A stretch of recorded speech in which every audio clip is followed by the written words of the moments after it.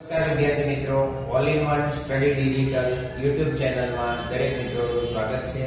જવાહર નવોદય વિદ્યાલય પ્રવેશ પરીક્ષા આપણે લાસ્ટ ટાઈમના વિડિયોની અંદર સમીકરણ પ્રકરણને આગળ જોતા હતા.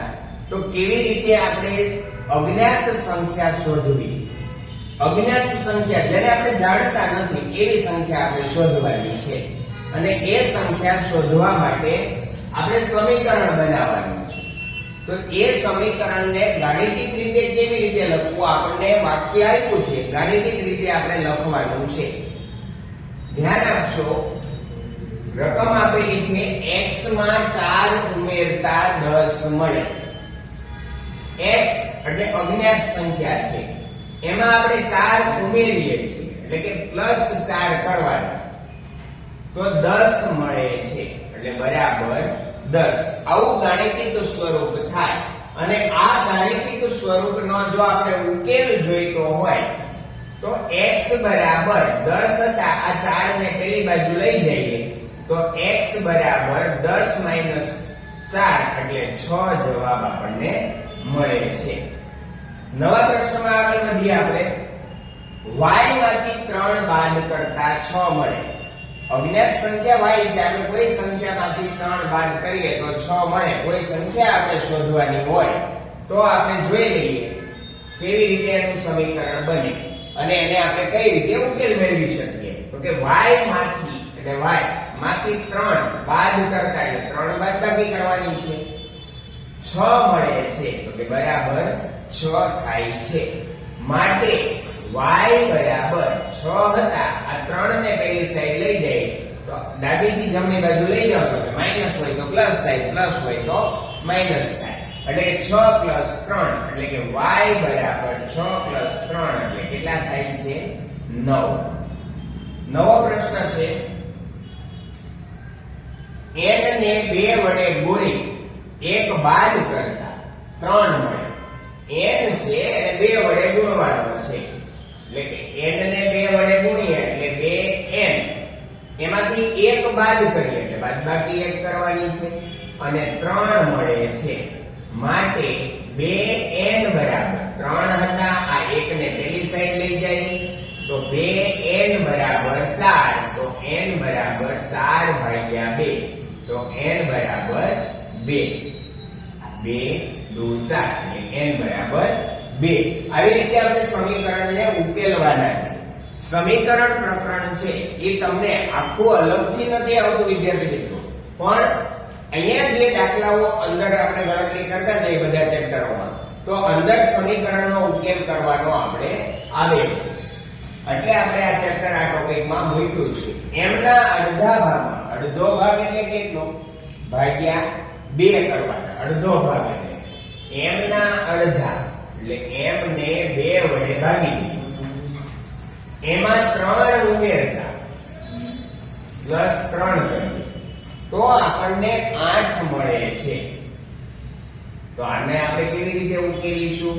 m/2 8 હતા, આ 3 ને પેલી સાઈડ લઈ જઈએ એટલે 8 માંથી 3 જાય તો 5, m/2 બરાબર 5. માટે m બરાબર અહીંયા ગુણાકારમાં કોઈ પણ સંખ્યા હોય તો એને ઉપર લઈ લો, 5 × 2 એટલે m બરાબર થઈ જાય 10. નવો પ્રશ્ન આપણે આગળ લઈએ. 10 માંથી a ના 2 ગણા બાદ કરતા 6 મળે. 10 માંથી એટલે 10 છે, એમાંથી a ના 2 ગણા, એ તો બાદ કરીએ જ છીએ, પણ a ના 2 ગણા એટલે એને 2 વડે ગુણવા પડે. એટલે કે 2a બાદ કરો તો શું મળે છે? તો કે 6 આપણને જવાબમાં મળે છે. તો આપણે a ની જગ્યાએ કઈ સંખ્યા હશે એવું શોધવું છે. તો 10 રહેવા દઈએ, આ -2a છે એટલે કે ચલ વાળું પદ છે અને પેલી બાજુ લઈ જઈએ, અને આ 6 નંબર વાળું પદ છે અને આ બાજુ લાવી દઈએ તો 10 માંથી 6 જાય એટલે કે 4 બરાબર 2a. અને માટે આ 4 હતા, 2 અહીંયા ગુણાકારમાં હતા, આ બાજુ લાવી દો તો ભાગાકાર થાય બરાબર 1 એટલે કે 2 ગુણ્યા 2 એટલે 4 થાય અને 2 બરાબર 1. આમ એનો આન્સર આપણને મળે છે 2. 10 માંથી એના 2 ગણા બાદ ગયા તો આપણને મળ્યા 6. નવા પ્રશ્નમાં આપણે આગળ વધીએ. 15 ના 15 છે એમાં b ના 3 ગણા ઉમેરવા છે તો 18 મળે છે. b ના 3 ગણા. જો એક વસ્તુ વિદ્યાર્થીઓ યાદ રાખજો, ગણા એટલે ગુણાકાર છે ગણિતની ભાષામાં. 2 ગણા એટલે 2 વડે ગુણવાના, 3 ગણા તો 3 વડે ગુણવાના, 5 ગણા તો 5 વડે ગુણવાના, 8 ગણા તો 8 વડે ગુણવાના. આ રીતે ગણા શબ્દને આપણે ગુણાકાર તરીકે લેવાનો છે. સમીકરણમાં કે કોઈ પણ પ્રશ્નની અંદર તમને એમ પૂછાય કે ભાઈ નીરવના માર્ક્સ અભય કરતા 2 ગણા છે તો એને 2 વડે ગુણવાના છે. 2 ગણા છે એનો મતલબ એવો થશે. અહીંયા આપણે આ સવાલનો ઉકેલ મેળવીએ તો કે 15 માં શું કરવાનું છે? b ના 3 ગણા ઉમેરતા, b ના 3 ગણા, કે b છે એને 3 વડે ગુણી દો એટલે કે 3b. ઉમેરતા એટલે જ્યાં પણ વિદ્યાર્થીઓ ઉમેરતા શબ્દ આવે અથવા આમાં તો આપણે એમાં પ્લસ જ કરવાનું છે. માંથી એટલે બાદબાકી. કોઈ પણ વસ્તુ માંથી કે તો આપણે બાદબાકી કરવાની.